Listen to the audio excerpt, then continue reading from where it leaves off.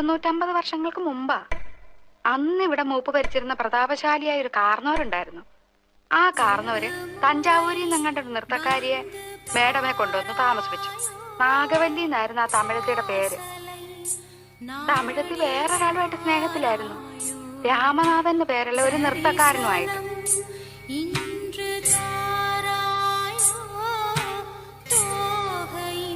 കാർന്നോരെങ്ങനെയോ ഈ രഹസ്യങ്ങളൊക്കെ അറിഞ്ഞു. അന്ന് അർദ്ധരാത്രി നാഗവല്ലിയെ കാർന്നോരെ നമ്മുടെ തെക്കിനിലിട്ട് വെട്ടിക്കൊന്നളഞ്ഞു. 8ാം ദിവസം ദുർഗാഷ്ടമി രാത്രിയില് നാഗവല്ലിയുടെ പ്രേതാത്മാവ് ഒരു രക്തയക്ഷിയായിട്ട് മാറി കാർന്നവരെ കുത്തി കൊലപ്പെടുത്താൻ വേണ്ടി അരക്കകത്ത് വരെ കയറി ചെന്നാ പറയുന്നേ.